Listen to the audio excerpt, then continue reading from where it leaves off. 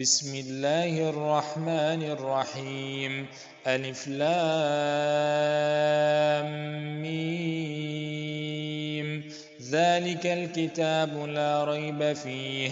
هدى للمتقين الذين يؤمنون بالغيب ويقيمون الصلاة ومما رزقناهم ينفقون والذين يؤمنون بما أنزل إليك وما أنزل من قبلك وبالآخرة هم يوقنون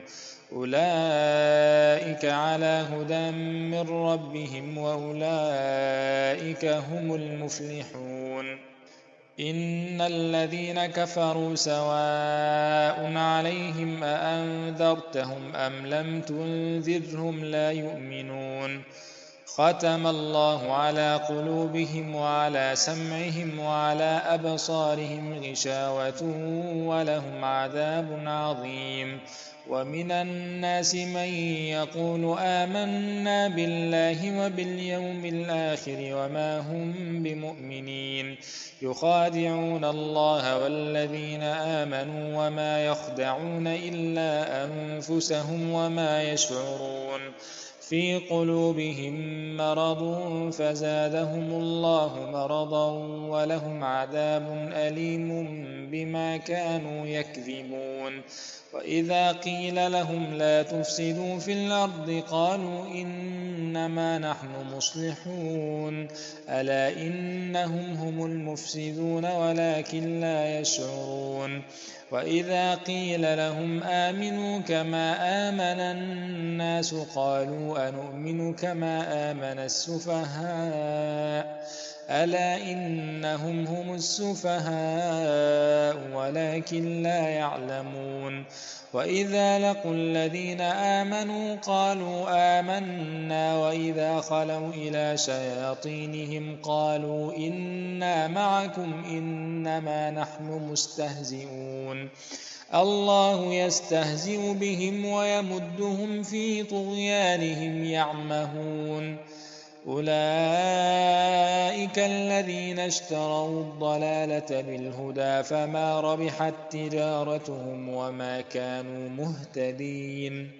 مثلهم كمثل الذي استوقد نارا فلما أضاءت ما حوله ذهب الله بنورهم وتركهم في ظلمات لا يبصرون.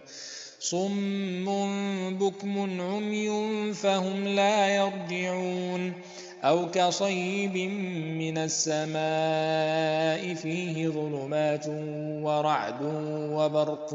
يجعلون أصابعهم في آذانهم من الصواعق حذر الموت والله محيط بالكافرين. يكاد البرق يخطف أبصارهم كلما أضاء لهم مشوا فيه وإذا أظلم عليهم قاموا ولو شاء الله لذهب بسمعهم وأبصارهم إن الله على كل شيء قدير. يا أيها الناس اعبدوا ربكم الذي خلقكم والذين من قبلكم لعلكم تتقون. الذي جعل لكم الأرض فراشا والسماء بناء وأنزل من السماء ماء فأخرج به من الثمرات رزقا لكم فلا تجعلوا لله أندادا وأنتم تعلمون. وإن كنتم في ريب مما نزلنا على عبدنا فأتوا بسورة من مثله وادعوا شهداءكم من دون الله إن كنتم صادقين. فإن لم تفعلوا ولن تفعلوا فاتقوا النار التي وقودها الناس والحجارة أعدت للكافرين.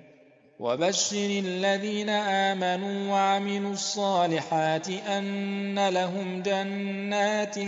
تجري من تحتها الأنهار كلما رزقوا منها من ثمرة رزقا قالوا هذا الذي رزقنا من قبل وأتوا به متشابها ولهم فيها أزواج مطهرة وهم فيها خالدون إن الله لا يستحيي أن يضرب مثلا ما بعوضة فما فوقها فأما الذين آمنوا فيعلمون أنه الحق من ربهم وأما الذين كفروا فيقولون ماذا أراد الله بهذا مثلا يضل به كثيرا ويهدي به كثيرا وما يضل به إلا الفاسقين الذين ينقضون عهد الله من بعد ميثاقه ويقطعون ما أمر الله به أن يوصل ويفسدون في الأرض أولئك هم الخاسرون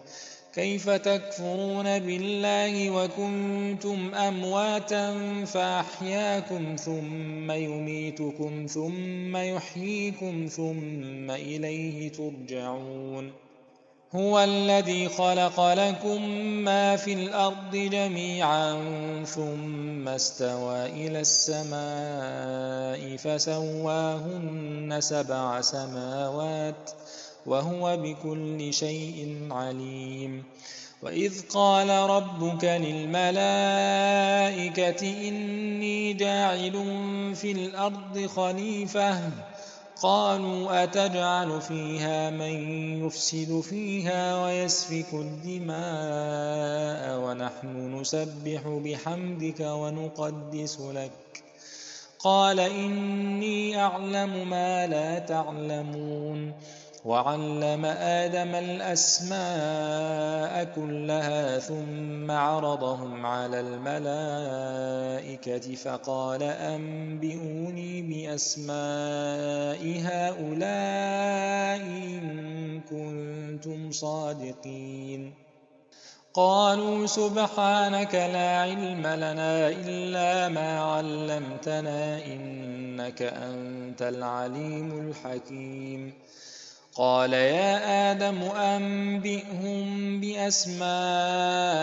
فلما أنبأهم بأسمائهم قال ألم أقل لكم إني أعلم غيب السماوات والأرض وأعلم ما تبدون وما كنتم تكتمون وإذ قلنا للملائكة اسجدوا لآدم فسجدوا إلا إبليس أبى واستكبر وكان من الكافرين وقلنا يا آدم اسكن أنت وزوجك الجنة وكلا منها رغدا حيث شئتما ولا تقربا هذه الشجرة فتكونا من الظالمين فأزلهما الشيطان عنها فأخرجهما مما كانا فيه وقلنا اهبطوا بعضكم لبعض عدو ولكم في الأرض مستقر ومتاع إلى حين فتلقى آدم من ربه كلمات فتاب عليه إنه هو التواب الرحيم قلنا اهبطوا منها جميعا فإما يأتينكم مني هدى فمن تبع هداي فلا خوف عليهم ولا هم يحزنون والذين كفروا وكذبوا بآياتنا أولئك أصحاب النار هم فيها خالدون يا بني إسرائيل اذكروا نعمتي التي أنعمت عليكم وأوفوا بعهدي أوف بعهدكم وإياي فارهبون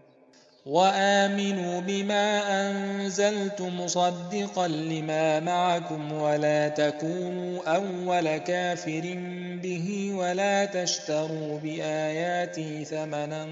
قليلا وإياي فاتقون ولا تلبسوا الحق بالباطل وتكتموا الحق وأنتم تعلمون وأقيموا الصلاة وآتوا الزكاة واركعوا مع الراكعين أتأمرون الناس بالبر وتنسون أنفسكم وأنتم تتلون الكتاب أفلا تعقلون واستعينوا بالصبر والصلاة وإنها لكبيرة إلا على الخاشعين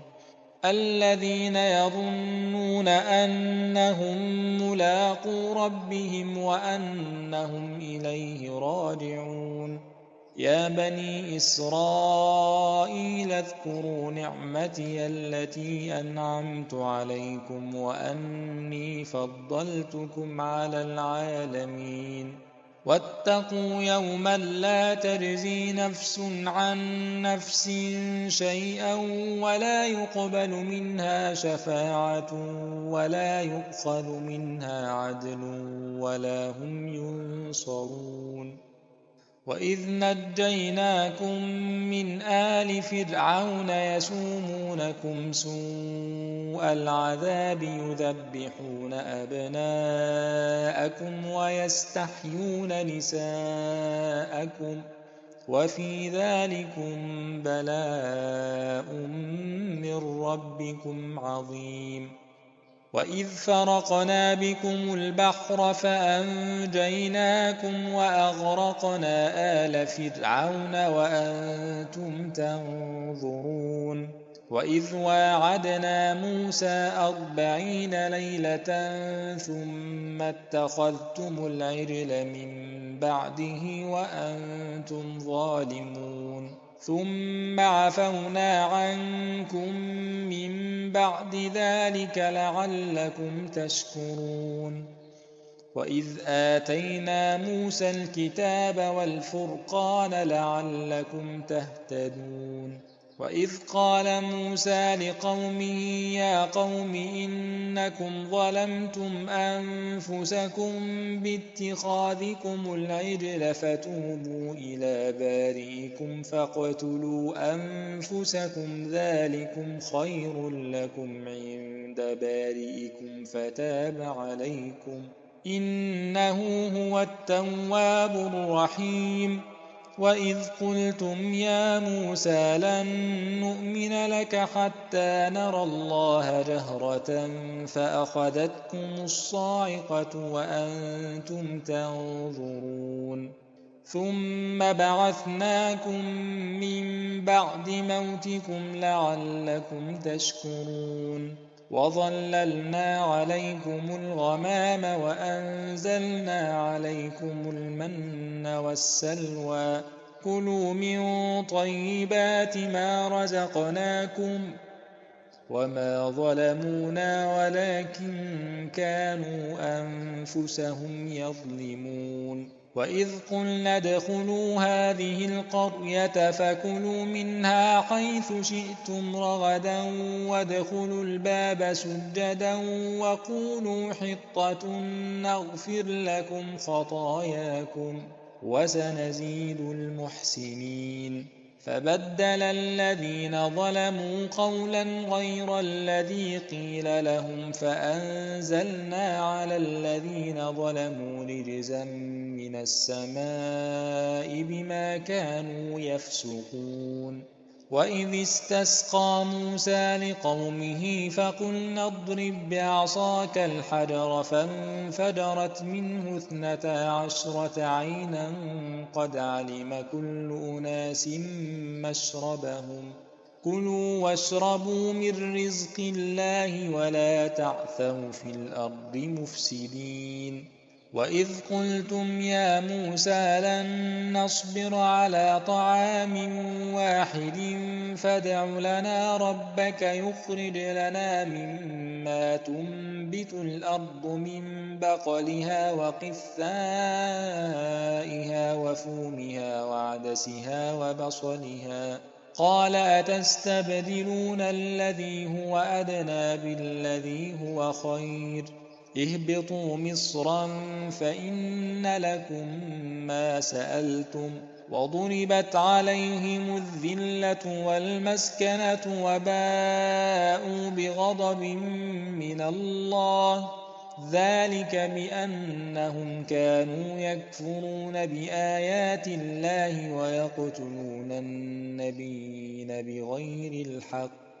ذلك بما عصوا وكانوا يعتدون إن الذين آمنوا والذين هادوا والنصارى والصابئين من آمن بالله واليوم الآخر وعمل صالحا فلهم أجرهم عند ربهم ولا خوف عليهم ولا هم يحزنون وإذ أخذنا ميثاقكم ورفعنا فوقكم الطور خذوا ما آتيناكم بقوة واذكروا ما فيه لعلكم تتقون ثم توليتم من بعد ذلك فلولا فضل الله عليكم ورحمته لكنتم من الخاسرين ولقد علمتم الذين اعتدوا منكم في السبت فقلنا لهم كونوا قردة خاسئين فجعلناها نكالا لما بين يديها وما خلفها وموعظة للمتقين وإذ قال موسى لقومه إن الله يأمركم أن تذبحوا بقرة قالوا أتتخذنا هزوا قال أعوذ بالله أن أكون من الجاهلين قالوا ادع لنا ربك يبين لنا ما هي قال إنه يقول إنها بقرة لا فارض ولا بكر عوان بين ذلك فافعلوا ما تؤمرون قالوا ادع لنا ربك يبين لنا ما لونها قال إنه يقول إنها بقرة صفراء فاقع لونها تسر الناظرين قالوا ادع لنا ربك يبين لنا ما هي إن البقرة شابه علينا وإنا إن شاء الله لمهتدون قال إنه يقول إنها بقرة لا ذلول تثير الأرض ولا تسقي الحرث مسلمة لا شية فيها قالوا الآن جئت بالحق فذبحوها وما كانوا يفعلون وإذ قتلتم نفسا فادارأتم فيها والله مخرج ما كنتم تكتمون فقلنا اضربوه ببعضها كذلك يحيي الله الموتى ويريكم آياته لعلكم تعقلون ثم قست قلوبكم من بعد ذلك فهي كالحجارة أو أشد قسوة وإن من الحجارة لما يتفجر منه الأنهار وإن منها لما يشقق فيخرج منه الماء وإن منها لما يهبط من خشية الله وما الله بغافل عما تعملون أفتطمعون أن يؤمنوا لكم وقد كان فريق منهم يسمعون كلام الله ثم يحرفونه من بعد ما عقلوه وهم يعلمون وإذا لقوا الذين آمنوا قالوا آمنا وإذا خلا بعضهم إلى بعض قالوا أتحدثونهم بما فتح الله عليكم ليحاجوكم به عند ربكم أفلا تعقلون أولا يعلمون أن الله يعلم ما يسرون وما يعلنون ومنهم أميون لا يعلمون الكتاب إلا أماني وإن هم إلا يظنون فويل للذين يكتبون الكتاب بأيديهم ثم يقولون هذا من عند الله ليشتروا به ثمنا قليلا فويل لهم مما كتبت أيديهم وويل لهم مما يكسبون وقالوا لن تمسنا النار إلا أياما معدودة قل أتخذتم عند الله عهدا فلن يخلف الله عهده أم تقولون على الله ما لا تعلمون بلى من كسب سيئة وأحاطت به خطيئته فأولئك أصحاب النار هم فيها خالدون والذين آمنوا وعملوا الصالحات أولئك أصحاب الجنة هم فيها خالدون وإذ أخذنا ميثاق بني إسرائيل لا تعبدون إلا الله وبالوالدين إحسانا وذي القربى واليتامى والمساكين وقولوا للناس حسنا وأقيموا الصلاة وآتوا الزكاة ثم توليتم إلا قليلا منكم وأنتم معرضون وإذ أخذنا ميثاقكم لا تسفكون دماءكم ولا تخرجون أنفسكم من دياركم ثم أقررتم وأنتم تشهدون ثم أنتم هؤلاء تقتلون أنفسكم وتخرجون فريقا منكم من ديارهم تظاهرون عليهم بالإثم والعدوان وإن يأتوكم أسارى تفادوهم وهو محرم عليكم إخراجهم أفتؤمنون ببعض الكتاب وتكفرون ببعض فما جزاء من يفعل ذلك منكم إلا خزي في الحياة الدنيا ويوم القيامة يردون إلى أشد العذاب وما الله بغافل عما تعملون أولئك الذين اشتروا الحياة الدنيا بالآخرة فلا يخفف عنهم العذاب ولا هم ينصرون ولقد آتينا موسى الكتاب وقفينا من بعده بالرسل وآتينا عيسى ابن مريم البينات وأيدناه بروح القدس أفكلما جاءكم رسول بما لا تهوى أنفسكم استكبرتم ففريقا كذبتم وفريقا تقتلون وقالوا قلوبنا غلف بل لعنهم الله بكفرهم فقليلا ما يؤمنون ولما جاءهم كتاب من عند الله مصدق لما معهم وكانوا من قبل يستفتحون على الذين كفروا فلما جاءهم ما عرفوا كفروا به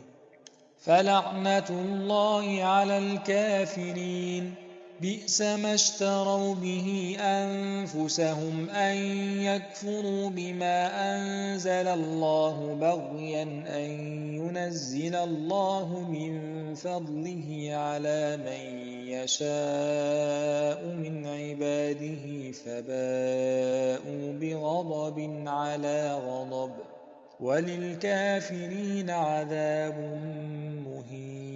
وإذا قيل لهم آمنوا بما أنزل الله قالوا نؤمن بما أنزل علينا ويكفرون بما وراءه وهو الحق مصدقا لما معهم قل فلم تقتلون أنبياء الله من قبل إن كنتم مؤمنين ولقد جاءكم موسى بالبينات ثم اتخذتم العجل من بعده وأنتم ظالمون وإذ أخذنا ميثاقكم ورفعنا فوقكم الطور خذوا ما آتيناكم بقوة واسمعوا قالوا سمعنا وعصينا وأشربوا في قلوبهم العجل بكفرهم قل بئس ما يأمركم به إيمانكم إن كنتم مؤمنين قل إن كانت لكم الدار الآخرة عند الله خالصة من دون الناس فتمنوا الموت إن كنتم صادقين ولن يتمنوه أبدا بما قدمت أيديهم والله عليم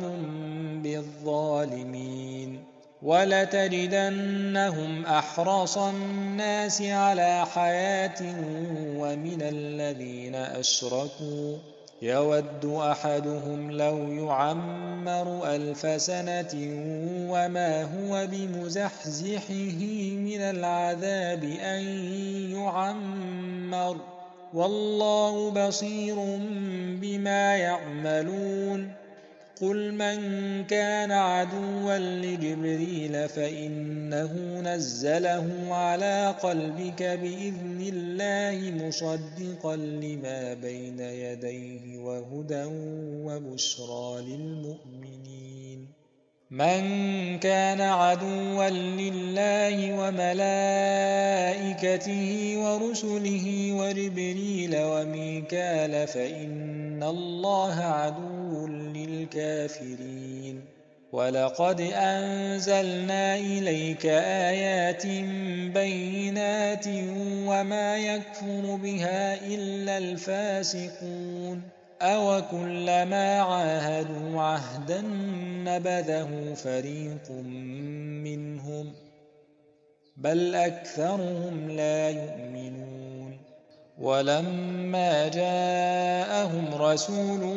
من عند الله مصدق لما معهم نبذ فريق من الذين أوتوا الكتاب كتاب الله وراء ظهورهم كأنهم لا يعلمون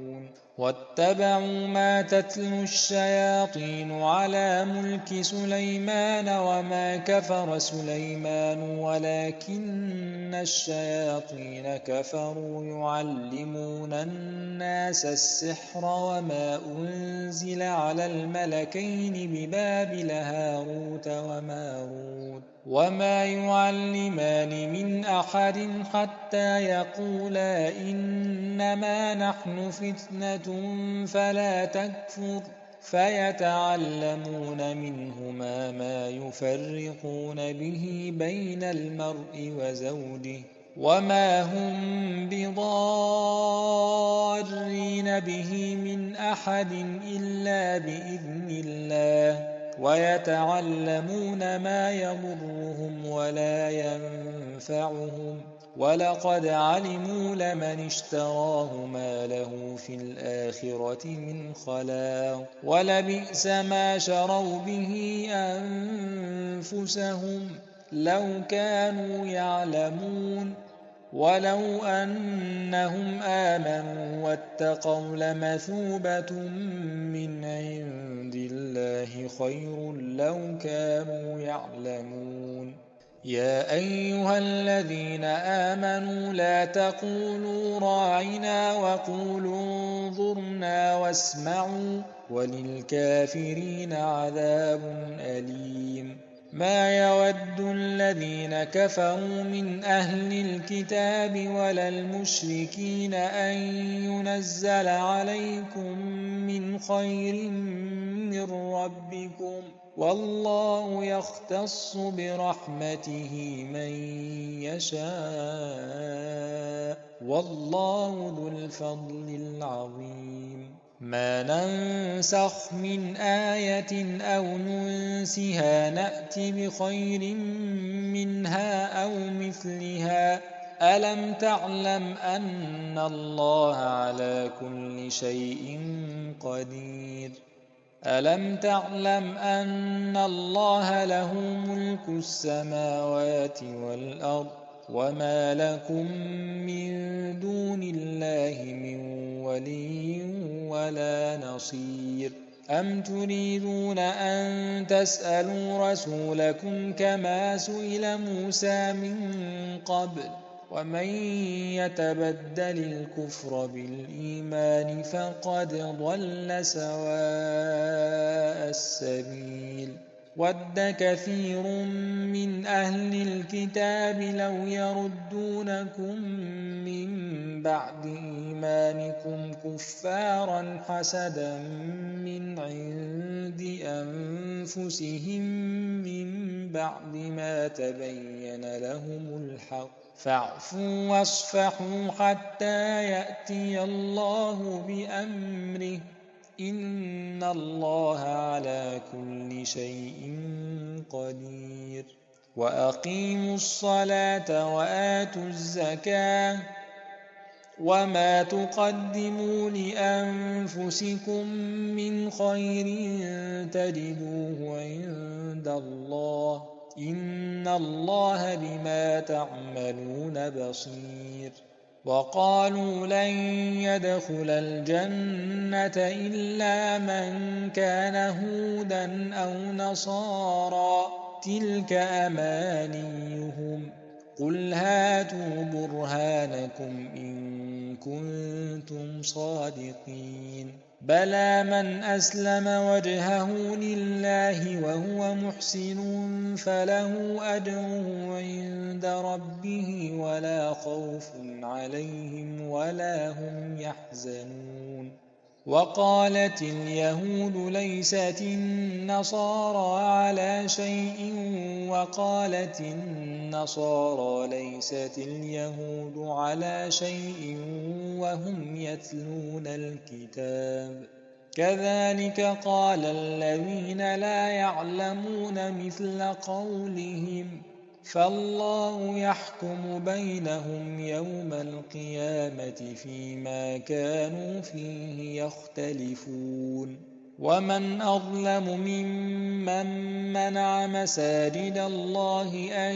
يذكر فيها اسمه وسعى في خرابها، أولئك ما كان لهم أن يدخلوها إلا خائفين، لهم في الدنيا خزي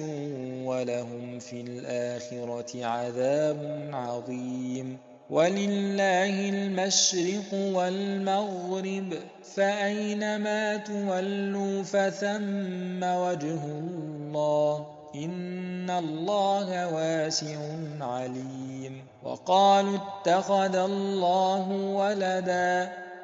سبحانه بل له ما في السماوات والأرض كل له قانتون. بديع السماوات والأرض وإذا قضى أمرا فإنما يقول له كن فيكون. وقال الذين لا يعلمون لولا يكلمنا الله أو تأتينا آية كذلك قال الذين من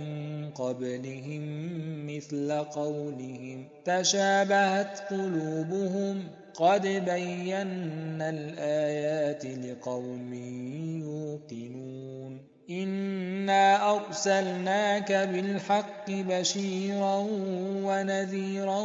ولا تسأل عن أصحاب الجحيم ولن ترضى عنك اليهود ولا النصارى حتى تتبع ملتهم قل إن هدى الله هو الهدى ولئن اتبعت أهواءهم بعد الذي جاءك من العلم ما لك من الله من ولي ولا نصير الذين آتيناهم الكتاب يتلونه حق تلاوته أولئك يؤمنون به ومن يكفر به فأولئك هم الخاسرون يا بني إسرائيل اذكروا نعمتي التي أنعمت عليكم وأني فضلتكم على العالمين واتقوا يوما لا تجزي نفس عن نفس شيئا ولا يقبل منها عدل ولا تنفعها شفاعة ولا هم ينصرون وإذ ابتلى إبراهيم ربه بكلمات فأتمهن قال إني جاعلك للناس إماما قال ومن ذريتي قال لا ينال عهد الظالمين وإذ جعلنا البيت مثابة للناس وأمنا واتخذوا من مقام إبراهيم مصلى وعهدنا إلى إبراهيم وإسماعيل أن طهرا بيتي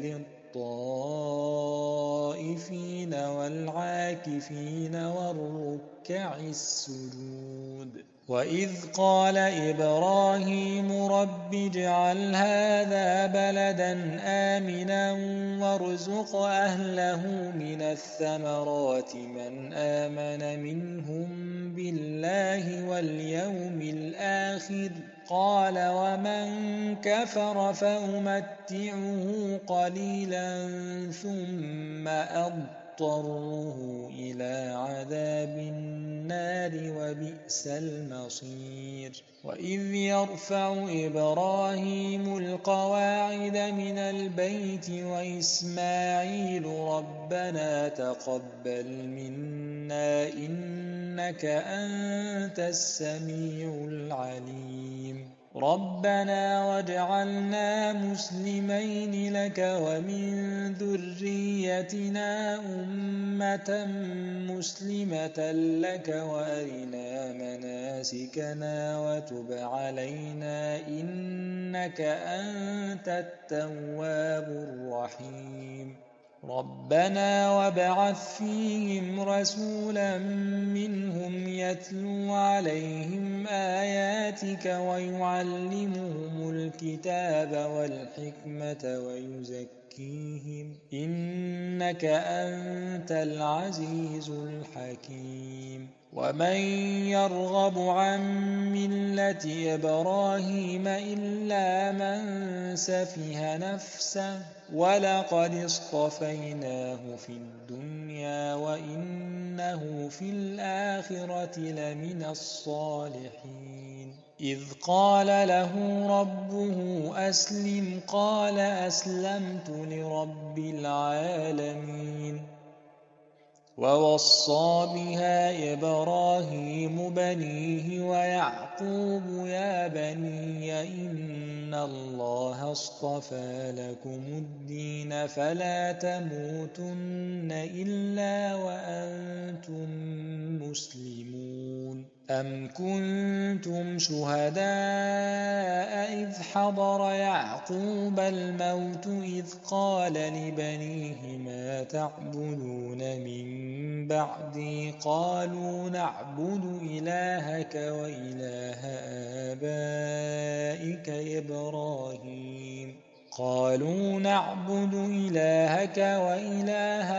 آبَائِكَ إِبْرَاهِيمَ وَإِسْمَاعِيلَ وَإِسْحَاقَ إِلَٰهًا وَاحِدًا وَنَحْنُ لَهُ مُسْلِمُونَ تِلْكَ أُمَّةٌ قَدْ خَلَتْ لَهَا مَا كَسَبَتْ وَلَكُم مَّا كَسَبْتُمْ وَلَا تُسْأَلُونَ عَمَّا كَانُوا يَعْمَلُونَ وَقَالُوا كُونُوا هُودًا أَوْ نَصَارَىٰ تَهْتَدُوا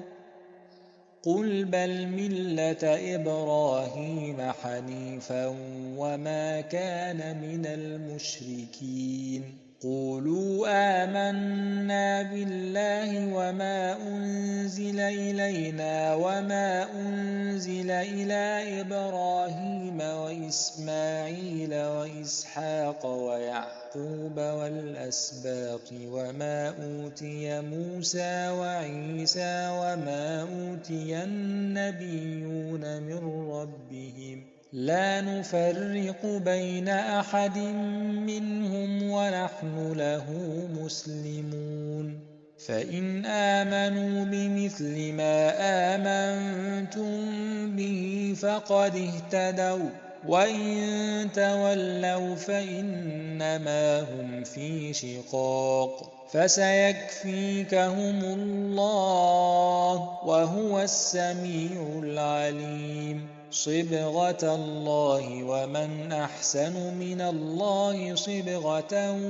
وَنَحْنُ لَهُ عَابِدُونَ قُلْ أَتُحَاجُّونَنَا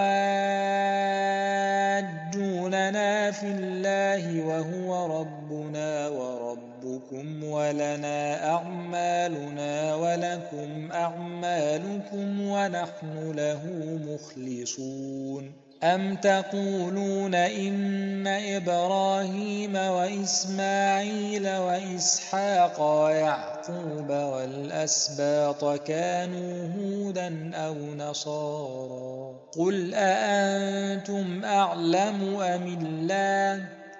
وَمَنْ أَظْلَمُ مِمَّن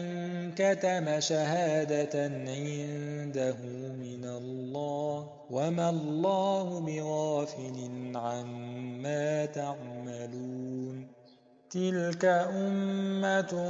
قَدْ خَلَتْ لَهَا مَا كَسَبَتْ وَلَكُم مَّا كَسَبْتُمْ وَلَا تُسْأَلُونَ عَمَّا كَانُوا يَعْمَلُونَ سَيَقُولُ السُّفَهَاءُ مِنَ النَّاسِ مَا وَلَّاهُمْ عَن قِبْلَتِهِمُ الَّتِي كَانُوا عَلَيْهَا قُل لِّلَّهِ الْمَشْرِقُ وَالْمَغْرِبُ يَهْدِي مَن يَشَاءُ إِلَىٰ صِرَاطٍ مُّسْتَقِيمٍ وَكَذَٰلِكَ جَعَلْنَاكُمْ أُمَّةً وَسَطًا لِّتَكُونُوا شُهَدَاءَ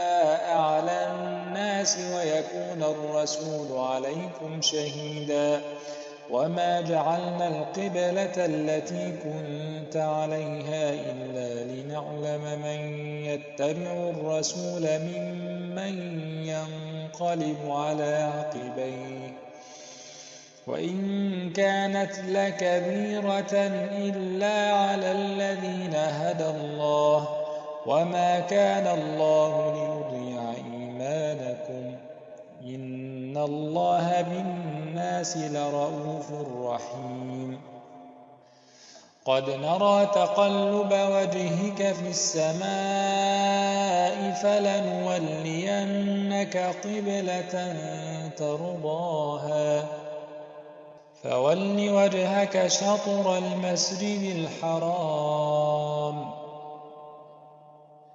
وَحَيْثُ مَا كُنتُمْ فَوَلُّوا وُجُوهَكُمْ شَطْرَهُ وإن الذين أوتوا الكتاب ليعلمون أنه الحق من ربهم وما الله بغافل عما يعملون. ولئن أتيت الذين أوتوا الكتاب بكل آية ما تبعوا قبلتك وما أنت بتابع قبلتهم وما بعضهم بتابع قبلة بعض. ولئن اتبعت أهواءهم من بعد ما جاءك من العلم إنك إذا لمن الظالمين. الذين آتيناهم الكتاب يعرفونه كما يعرفون أبناءهم وإن فريقا منهم ليكتمون الحق وهم يعلمون. الحق من ربك فلا تكونن من الممترين. ولكل وجهة هو موليها فاستبقوا الخيرات أينما تكونوا يأت بكم الله جميعا إن الله على كل شيء قدير. ومن حيث خرجت فول وجهك شطر المسجد الحرام وإنه للحق من ربك وما الله بغافل عما تعملون. ومن حيث خرجت فول وجهك شطر المسجد الحرام وحيث ما كنتم فولوا وجوهكم شطره لئلا يكون للناس عليكم حجة إلا الذين ظلموا منهم فلا تخشوهم واخشوني ولأتم نعمتي عليكم ولعلكم تهتدون. كما أرسلنا فيكم رسولا منكم يتلو عليكم آياتنا ويزكيكم ويعلمكم الكتاب والحكمة ويعلمكم ما لم تكونوا تعلمون. فاذكروني أذكركم واشكروا لي ولا تكفرون. يا أيها الذين آمنوا استعينوا بالصبر والصلاة إن الله مع الصابرين. ولا تقولوا لمن يقتل في سبيل الله أموات بل أحياء ولكن لا تشعرون. ولنبلونكم بشيء من الخوف والجوع ونقص من الأموال والأنفس والثمرات وبشر الصابرين الذين إذا أصابتهم مصيبة قالوا إنا لله وإنا إليه راجعون. أولئك عليهم صلوات من ربهم ورحمة وأولئك هم المهتدون. إن الصفا والمروة من شعائر الله فمن حج البيت أو اعتمر فلا جناح عليه أن يطوف بهما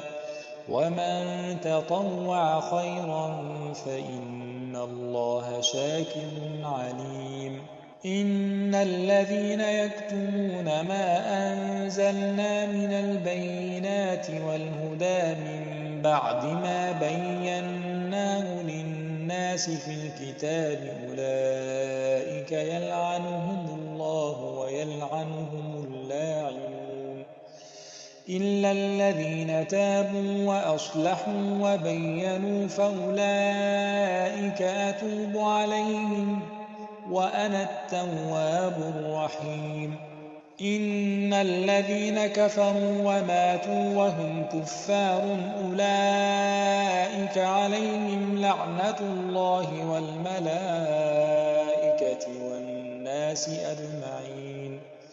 خالدين فيها لا يخفف عنهم العذاب ولا هم ينظرون وإلهكم إله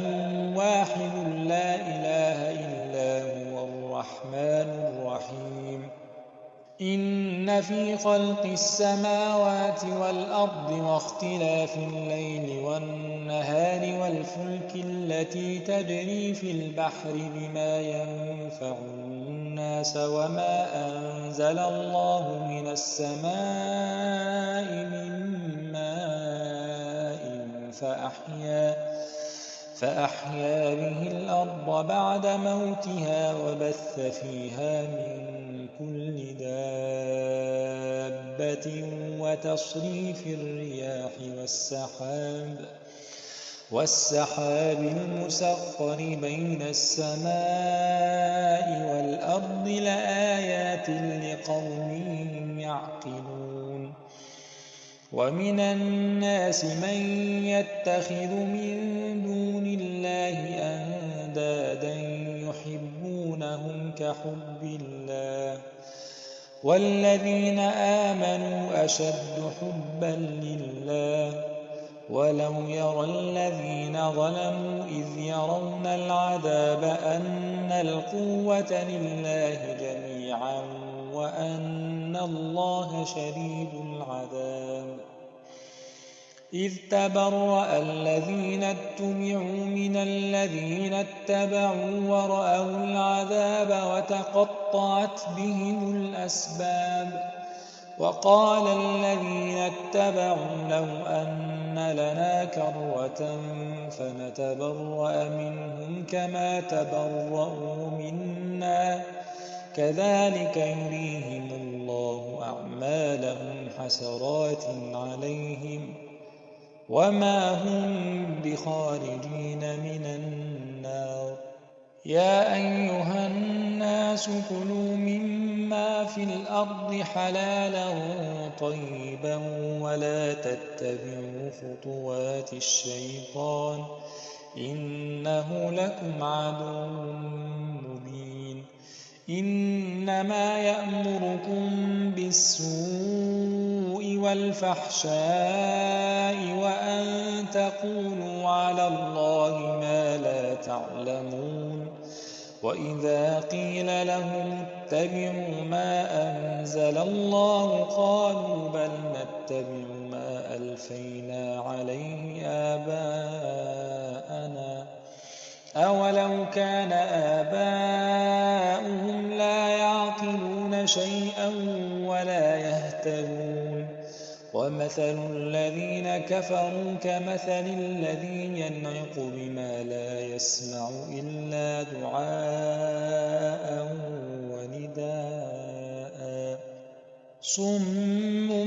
بكم عمي فهم لا يعقلون يا أيها الذين آمنوا كلوا من طيبات ما رزقناكم واشكروا لله إن كنتم إياه تعبدون إنما حرم عليكم الميتة والدم ولحم الخنزير وما أهل به لغير الله فمن اضطر غير باغ ولا عاد فلا إثم عليه إن الله غفور رحيم إن الذين يكتمون ما أنزل الله من الكتاب ويشترون به ثمنا قليلا أولئك ما يأكلون في بطونهم إلا النار ولا يكلمهم الله يوم القيامة ولا يزكيهم ولهم عذاب أليم أولئك الذين اشتروا الضلالة بالهدى والعذاب بالمغفرة فما أصبرهم على النار ذلك بأن الله نزل الكتاب بالحق وإن الذين اختلفوا في الكتاب لفي شقاق بعيد ليس البر أن تولوا وجوهكم قبل المشرق والمغرب ولكن البر من آمن بالله واليوم الآخر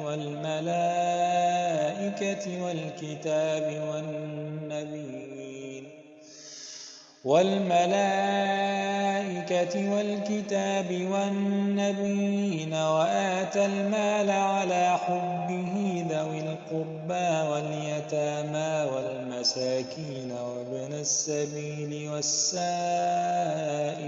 وفي الرقاب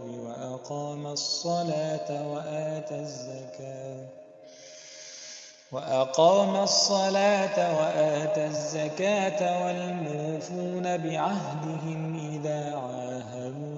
والصابرين في البأساء والضراء وحين البأس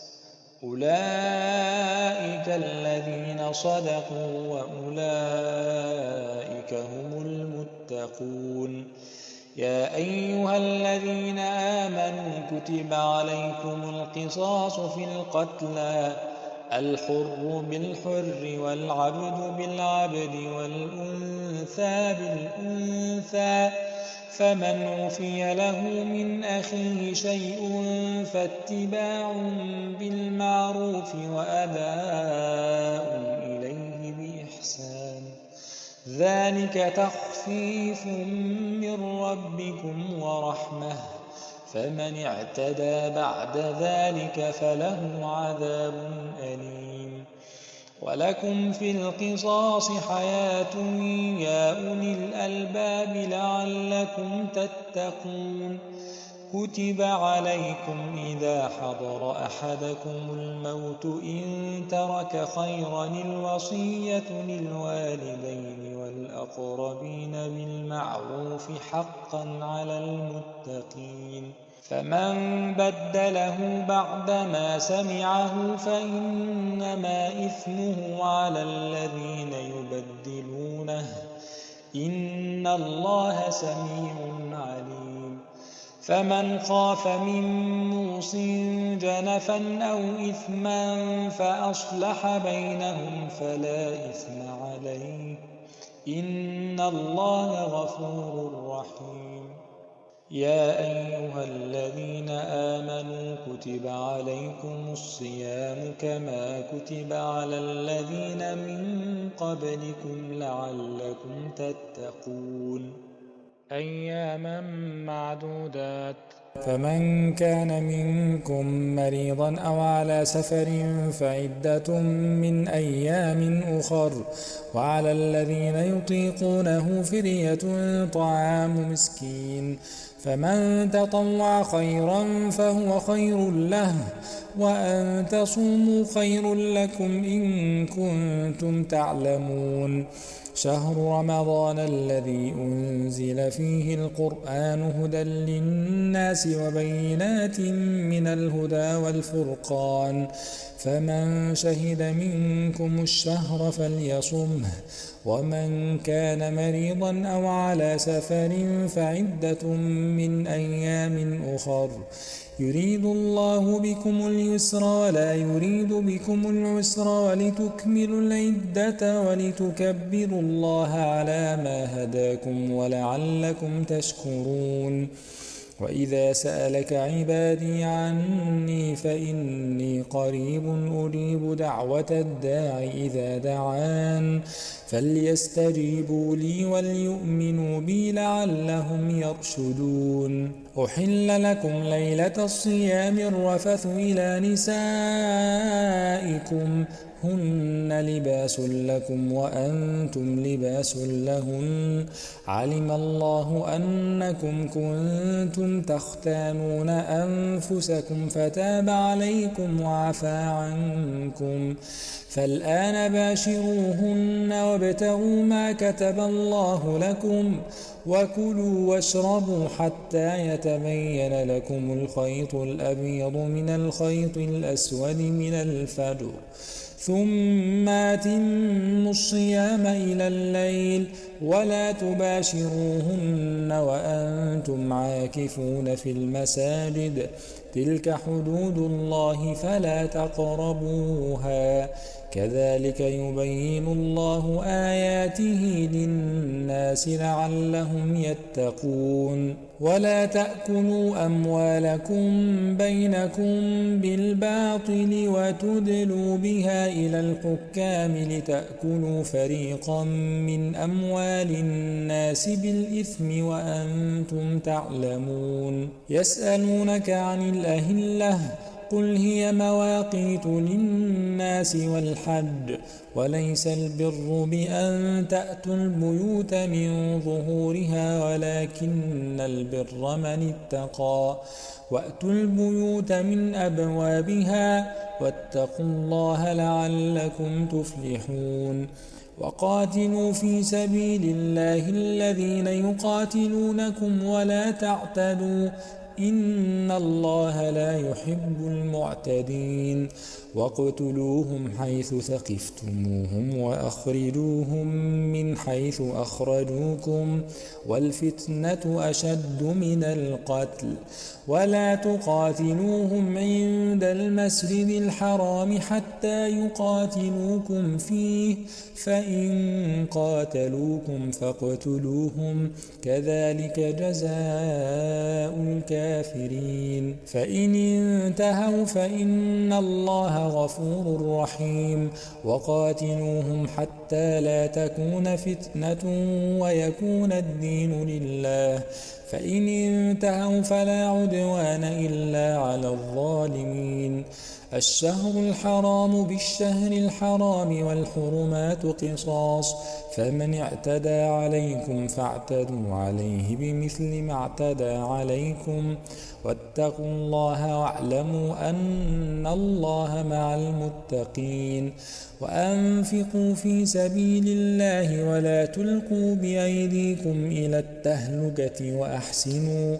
إن الله يحب المحسنين وأتموا الحج والعمرة لله فإن أحصرتم فما استيسر من الهدي ولا تحلقوا رؤوسكم حتى يبلغ الهدي محله فمن كان منكم مريضا أو به أذى من رأسه ففدية من صيام أو صدقة أو نسك فإذا أمنتم فمن تمتع بالعمرة إلى الحج فما استيسر من الهدي فمن لم يرد فصيام 3 أيام في الحج و7 إذا رجعتم تلك 10 كاملة ذلك لمن لم يكن أهله حاضر المسجد الحرام واتقوا الله واعلموا أن الله شديد العقاب الحج أشهر معلومات فمن فرض فيهن الحج فلا رفث ولا فسوق ولا جدال في الحج وما تفعلوا من خير يعلمه الله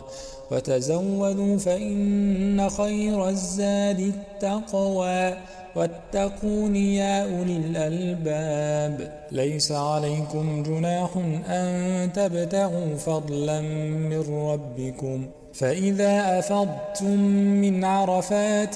فاذكروا الله عند المشعر الحرام واذكروه كما هداكم وإن كنتم من قبله لمن الضالين ثم أفيضوا من حيث أفاض الناس واستغفروا الله إن الله غفور رحيم فإذا قضيتم مناسككم فاذكروا الله كذكركم آباءكم أو أشد ذكرا فمن الناس من يقول ربنا آتنا في الدنيا وما له في الآخرة من خلاق ومنهم من يقول ربنا آتنا في الدنيا حسنة وفي الآخرة حسنة وقنا عذاب النار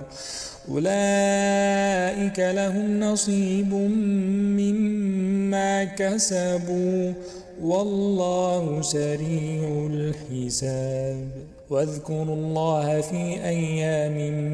معدودات، فمن تعجل في يومين فلا إثم عليه، ومن تأخر فلا إثم عليه لمن اتقى. واتقوا الله واعلموا أنكم إليه تحشرون. ومن الناس من يعجبك قوله في الحياة الدنيا ويشهد الله على ما في قلبه وهو ألد الخصام. وإذا تولى سعى في الأرض ليفسد فيها ويهلك الحرث والنسل والله لا يحب الفساد. وإذا قيل له اتق الله أخذته العزة بالإثم فحسبه جهنم ولبئس المهاد. ومن الناس من يشري نفسه ابتغاء مرضات الله والله رؤوف بالعباد. يا أيها الذين آمنوا ادخلوا في السلم كافة ولا تتبعوا خطوات الشيطان إنه لكم عدو مبين. فإن زللتم من بعد ما جاءتكم البينات فاعلموا أن الله عزيز حكيم. هل ينظرون إلا أن يأتيهم الله في ظلل من الغمام والملائكة وقضي الأمر وإلى الله ترجع الأمور. سل بني إسرائيل كم آتيناهم من آية بينة ومن يبدل نعمة الله من بعد ما جاءته فإن الله شديد العقاب. زين للذين كفروا الحياة الدنيا ويسخرون من الذين آمنوا والذين اتقوا فوقهم يوم القيامة والله يرزق من يشاء بغير حساب. كان الناس أمة واحدة فبعث الله النبيين مبشرين ومنذرين وأنزل معهم الكتاب بالحق ليحكم بين الناس فيما اختلفوا فيه وما اختلف فيه إلا الذين أوتوه من بعد ما جاءتهم البينات بغيا بينهم فهدى الله الذين آمنوا لما اختلفوا فيه من الحق بإذنه والله يهدي من يشاء إلى صراط مستقيم. أم حسبتم أن تدخلوا الجنة ولما يأتكم مثل الذين خلوا من قبلكم مستهم البأساء والضراء وزلزلوا حتى يقول الرسول والذين آمنوا معه متى نصر الله ألا إن نصر الله قريب. يسألونك ماذا ينفقون قل ما أنفقتم من خير فللوالدين والأقربين واليتامى والمساكين وابن السبيل وما تفعلوا من خير فإن الله به عليم. كتب عليكم القتال وهو كره لكم وعسى أن تكرهوا شيئا وهو خير لكم وعسى أن تحبوا شيئا وهو شر لكم والله يعلم وأنتم لا تعلمون. يسألونك عن الشهر الحرام قتال فيه قل قتال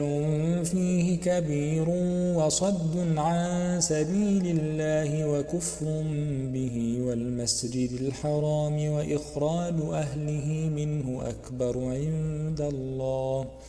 والفتنة أكبر من القتل ولا يزالون يقاتلونكم حتى يردوكم عن دينكم إن استطاعوا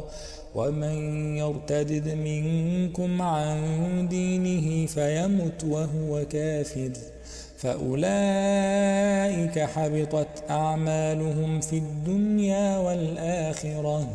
وأولئك أصحاب النار هم فيها خالدون إن الذين آمنوا والذين هاجروا وجاهدوا في سبيل الله أولئك يرجون رحمة الله والله غفور رحيم يسألونك عن الخمر والميسر قل فيهما إثم كبير ومنافع للناس وإثمهما أكبر من نفعهما ويسألونك ماذا ينفقون قل العفو كذلك يبين الله لكم الآيات لعلكم تتفكرون في الدنيا والآخرة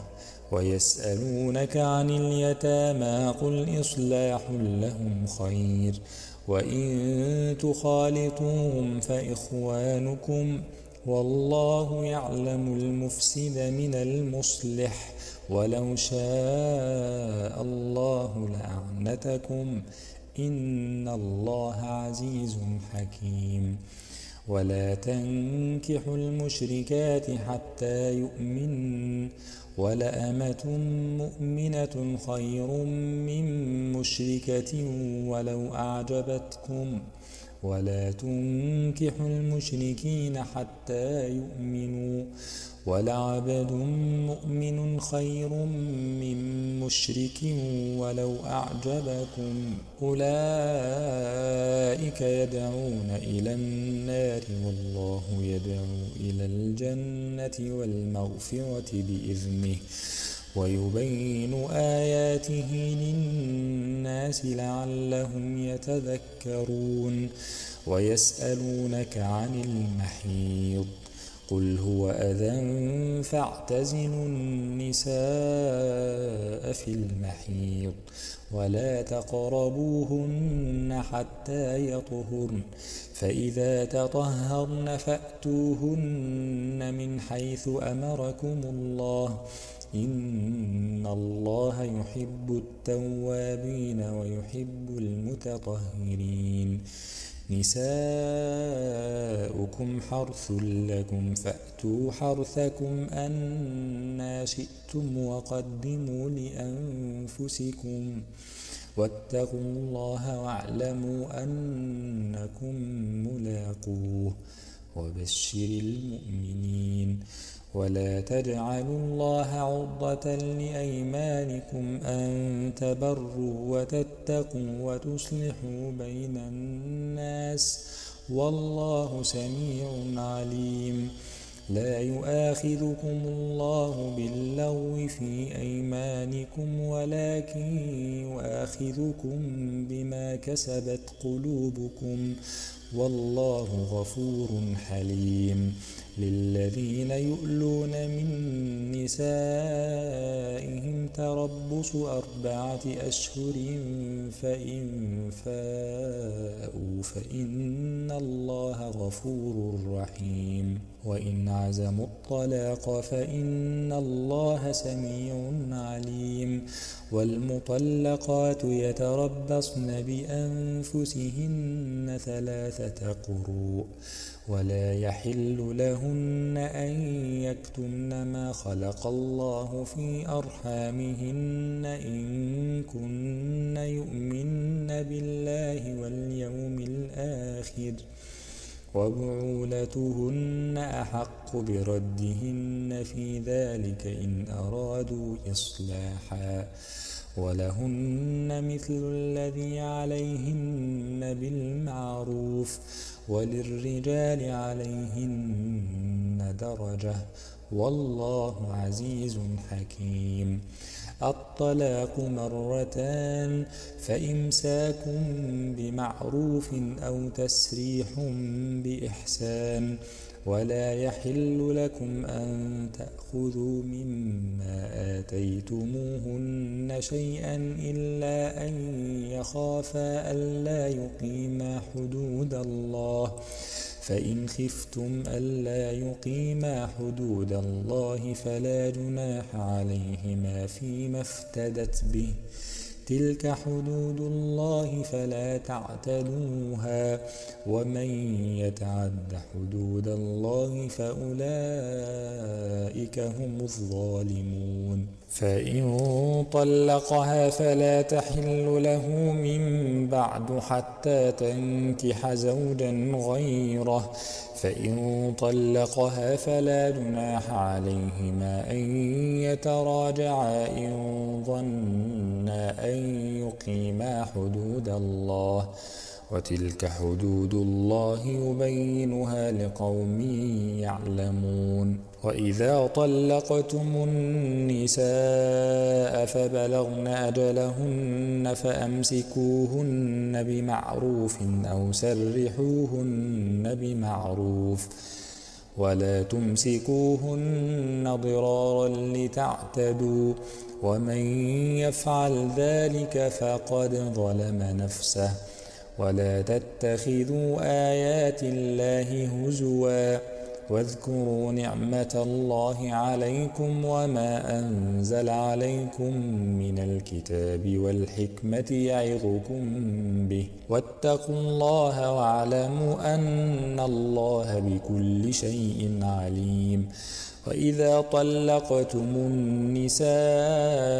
فبلغن أجلهن فلا تعضلوهن أن ينكحن أزواجهن إذا تراضوا بينهم بالمعروف، ذلك يوعظ به من كان منكم يؤمن بالله واليوم الآخر، ذلكم أزكى لكم وأطهر، والله يعلم وأنتم لا تعلمون. والوالدات يرضعن أولادهن حولين كاملين لمن أراد أن يتم الرضاعة، وعلى المولود له رزقهن وكسوتهن بالمعروف، لا تكلف نفس إلا وسعها، لا تضار والدة بولدها ولا مولود له بولده، وعلى الوارث مثل ذلك، فإن أرادا فصالا عن تراض منهما وتشاور فلا جناح عليهما. وإن أردتم أن تسترضعوا أولادكم فلا جناح عليكم إذا سلمتم ما آتيتم بالمعروف،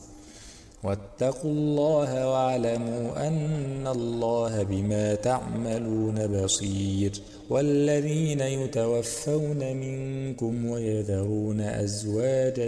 يتربصن بأنفسهن 4 أشهر وعشرا، فإذا بلغن أجلهن فلا جناح عليكم فيما فعلن في أنفسهن بالمعروف، والله بما تعملون خبير. ولا جناح عليكم فيما عرضتم به من خطبة النساء أو أكننتم في أنفسكم، علم الله أنكم ستذكرونهن ولكن لا تواعدوهن سرا إلا أن تقولوا قولا معروفا، ولا تعزموا عقدة النكاح حتى يبلغ الكتاب أجله، واعلموا أن الله يعلم ما في أنفسكم فاحذروه، واعلموا أن الله غفور حليم. لا جناح عليكم إن طلقتم النساء ما لم تمسوهن أو تفرضوا لهن فريضة، ومتعوهن على الموسع قدره وعلى المقتر قدره متاعا بالمعروف حقا على المحسنين. وإن طلقتموهن من قبل أن تمسوهن وقد فرضتم لهن فريضة فنصف ما فرضتم إلا أن يعفون أو يعفو الذي بيده عقدة النكاح وأن تعفوا أقرب للتقوى ولا تنسوا الفضل بينكم إن الله بما تعملون بصير حافظوا على الصلوات والصلاة الوسطى وقوموا لله قانتين فإن خفتم فرجالا أو ركبانا فإذا أمنتم فاذكروا الله كما علمكم ما لم تكونوا تعلمون والذين يتوفون منكم ويذرون أزواجا وصية لأزواجهم متاعا إلى الحول غير إخراج فإن خرجن فلا جناح عليكم فيما فعلن في أنفسهن من معروف والله عزيز حكيم وللمطلقات متاع بالمعروف حقا على المتقين كذلك يبين الله لكم آياته لعلكم تعقلون ألم تر إلى الذين خرجوا من ديارهم وهم ألوف حذر الموت فقال لهم الله موتوا ثم أحياهم إن الله لذو فضل على الناس ولكن أكثر الناس لا يشكرون وقاتلوا في سبيل الله واعلموا أن الله سميع عليم من ذا الذي يقرض الله قرضا حسنا فيضاعفه له أضعافا كثيرة والله يقبض ويبسط وإليه ترجعون ألم تر إلى الملأ من بني إسرائيل من بعد موسى إذ قالوا لنبي لهم ابعث لنا ملكا نقاتل في سبيل الله قال هل عسيتم إن كتب عليكم القتال ألا تقاتلوا قالوا وما لنا ألا نقاتل في سبيل الله وقد أخرجنا من ديارنا وأبنائنا فلما كتب عليهم القتال تولوا إلا قليلا منهم والله عليم بالظالمين وقال لهم نبيهم إن الله قد بعث لكم طالوت ملكا قالوا أنى يكون له الملك علينا ونحن أحق بالملك منه ولم يؤت سعة من المال قال إن الله اصطفاه عليكم وزاده بسطة في العلم والجسم والله يؤتي ملكه من يشاء والله واسع عليم وقال لهم نبيهم إن آية ملكه أن يأتيكم التابوت فيه سكينة من ربكم وبقية مما ترك آل موسى وآل هارون تحمله الملائكة إن في ذلك لآية لكم إن كنتم مؤمنين فلما فصل طالوت بالجنود قال إن الله مبتليكم بنهر فمن شرب منه فليس مني ومن لم يطعمه فإنه مني إلا من اغترف غرفة بيده فشربوا منه إلا قليلا منهم فلما جاوزه هو والذين آمنوا معه قالوا لا طاقة لنا اليوم بجالوت وجنوده قال الذين يظنون أنهم ملاقوا الله كم من فئة قليلة غلبت فئة كثيرة بإذن الله والله مع الصابرين ولما برزوا لجالوت وجنوده قالوا ربنا أفرغ علينا صبرا وثبت أقدامنا وانصرنا على القوم الكافرين فهزموهم بإذن الله. وقتل داود جالوت وآتاه الله الملك والحكمة وعلمه مما يشاء. ولولا دفع الله الناس بعضهم ببعض لفسدت الأرض ولكن الله ذو فضل على العالمين. تلك آيات الله نتلوها عليك بالحق وإنك لمن المرسلين. تلك الرسل فضلنا بعضهم على بعض منهم من كلم الله ورفع بعضهم درجات وآتينا عيسى ابن مريم البينات وأيدناه بروح القدس. ولو شاء الله ما اقتتل الذين من بعدهم من بعد ما جاءتهم البينات ولكن اختلفوا فمنهم من آمن ومنهم من كفر. ولو شاء الله ما اقتتلوا ولكن الله يفعل ما يريد. يا أيها الذين آمنوا أنفقوا مما رزقناكم من قبل أن يأتي يوم لا بيع فيه ولا خلة ولا شفاعة والكافرون هم الظالمون. الله لا إله إلا هو الحي القيوم لا تأخذه سنة ولا نوم له ما في السماوات وما في الأرض. من ذا الذي يشفع عنده إلا بإذنه يعلم ما بين أيديهم وما خلفهم ولا يحيطون بشيء من علمه إلا بما شاء. وسع كرسيه السماوات والأرض ولا يؤوده حفظهما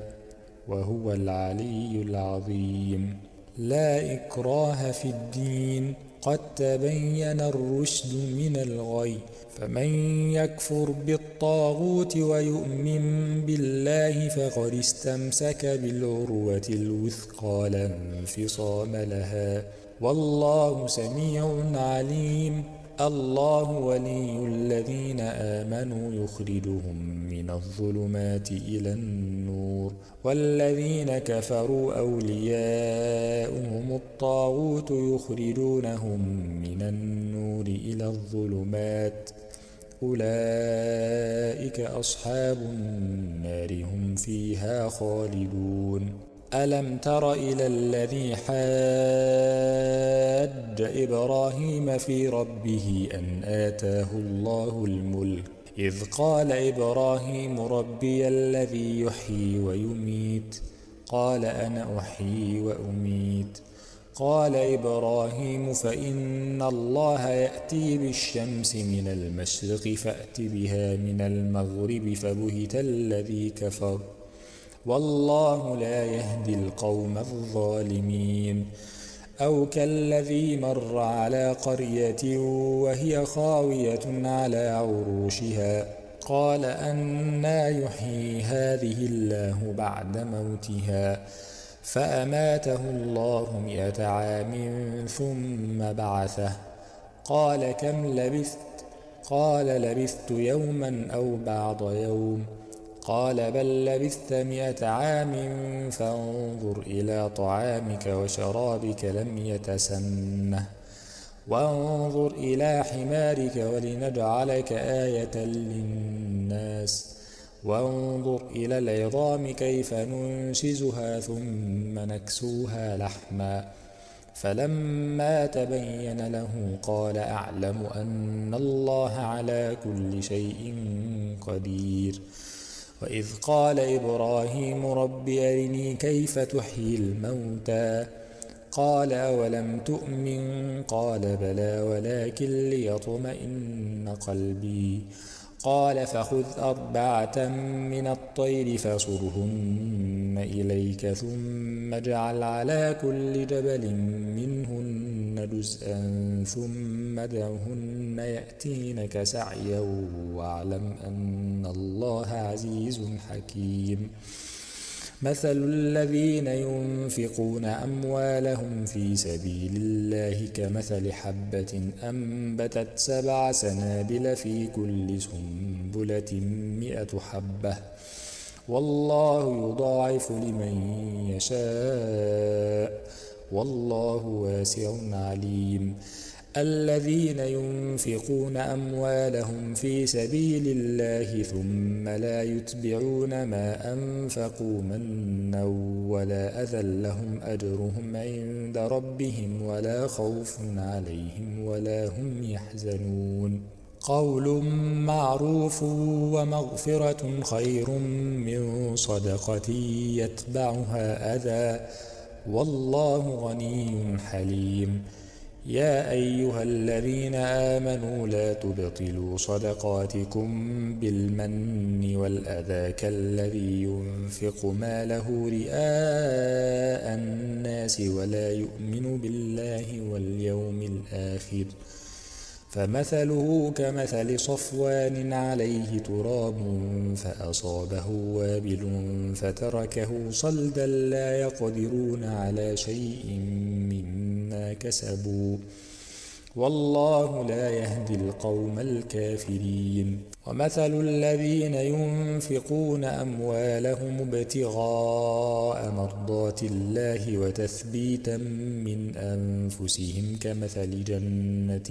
بربوة أصابها وابل فآتت أكلها ضعفين فإن لم يصبها وابل فطل والله بما تعملون بصير. أيود أحدكم أن تكون له جنة من نخيل وأعناب تجري من تحتها الأنهار له فيها من كل الثمرات وأصابه الكبر وله ذرية ضعفاء فأصابها إعصار فيه نار فاحترقت كذلك يبين الله لكم الآيات لعلكم تتفكرون. يا أيها الذين آمنوا أنفقوا من طيبات ما كسبتم ومما أخرجنا لكم من الأرض ولا تيمموا الخبيث منه تنفقون ولستم بآخذيه إلا أن تغمضوا فيه واعلموا أن الله غني حميد. الشيطان يعدكم الفقر ويأمركم بالفحشاء والله يعدكم مغفرة منه وفضلا والله واسع عليم. يؤتي الحكمة من يشاء ومن يؤت الحكمة فقد أوتي خيرا كثيرا وما يذكر إلا أولو الألباب. وما أنفقتم من نفقة أو نذرتم من نذر فإن الله يعلمه وما للظالمين من أنصار. إن تبدوا الصدقات فنعما هي وإن تخفوها وتؤتوها الفقراء فهو خير لكم ويكفر عنكم من سيئاتكم والله بما تعملون خبير. ليس عليك هداهم ولكن الله يهدي من يشاء وما تنفقوا من خير فلأنفسكم وما تنفقون إلا ابتغاء وجه الله وما تنفقوا من خير يوفى إليكم وأنتم لا تظلمون. للفقراء الذين أحصروا في سبيل الله لا يستطيعون ضربا في الأرض يحسبهم الجاهل أغنياء من التعفف تعرفهم بسيماهم لا يسألون الناس إلحافا وما تنفقوا من خير فإن الله به عليم. الذين ينفقون أموالهم بالليل والنهار والنهار سرا وعلانية فلهم أجرهم عند ربهم ولا خوف عليهم ولا هم يحزنون الذين يأكلون الربا لا يقومون إلا كما يقوم الذي يتخبطه الشيطان من المس ذلك بأنهم قالوا إنما البيع مثل الربا وأحل الله البيع وحرم الربا فمن جاءه موعظة من ربه فانتهى فله ما سلف وأمره إلى الله ومن عاد فأولئك أصحاب النار هم فيها خالدون يمحق الله الربا ويربي الصدقات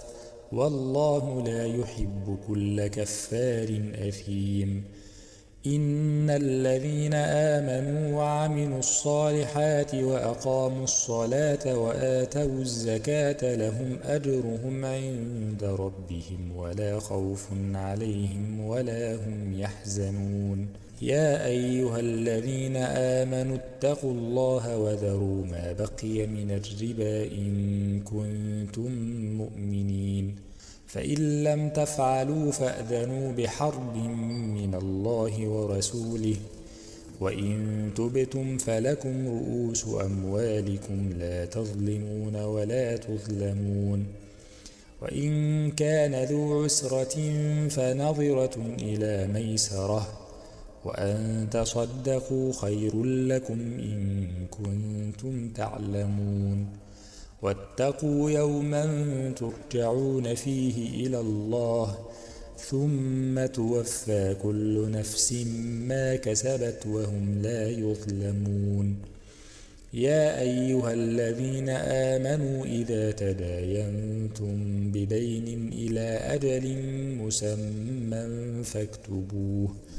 وليكتب بينكم كاتب بالعدل ولا يأب كاتب أن يكتب كما علمه الله فليكتب وليملل الذي عليه الحق وليتق الله ربه ولا يبخس منه شيئا فإن كان الذي عليه الحق سفيها أو ضعيفا أو لا يستطيع أن يمل هو فليملل وليه بالعدل واستشهدوا شهيدين من رجالكم فإن لم يكونا رجلين فرجل وامرأتان ممن ترضون من الشهداء أن تضل إحداهما فتذكر إحداهما الأخرى ولا يأبى الشهداء إذا ما دعوا ولا تسأموا أن تكتبوه صغيرا أو كبيرا إلى أجله ذلكم أقسط عند الله وأقوم للشهادة وأدنى ألا ترتابوا إلا أن تكون تجارة حاضرة تديرونها بينكم فليس عليكم جناح ألا تكتبوها وأشهدوا إذا تبايعتم ولا يضار كاتب ولا شهيد وإن تفعلوا فإنه فسوق بكم واتقوا الله ويعلمكم الله والله بكل شيء عليم وإن كنتم على سفر ولم تجدوا كاتبا فرهان مقبوضة فإن أمن بعضكم بعضا فليؤد الذي ائتمن أمانته وليتق الله ربه ولا تكتموا الشهادة ومن يكتمها فإنه آثم قلبه والله بما تعملون عليم لله ما في السماوات وما في الأرض وإن تبدوا ما في أنفسكم أو تخفوه يحاسبكم به الله فيغفر لمن يشاء ويعذب من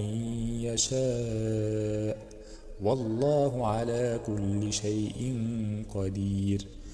آمن الرسول بما أنزل إليه من ربه والمؤمنون كل آمن بالله وملائكته وكتبه ورسله لا نفرق بين أحد من رسله وقالوا سمعنا وأطعنا غفرانك ربنا وإليك المصير. لا يكلف الله نفسا إلا وسعها لها ما كسبت وعليها ما اكتسبت ربنا لا تؤاخذنا إن نسينا أو أخطأنا ربنا ولا تحمل علينا إصرا كما حملته على الذين من قبلنا ربنا ولا تحملنا ما لا طاقة لنا به واعف عنا واغفر لنا وارحمنا أنت مولانا فانصرنا على القوم الكافرين.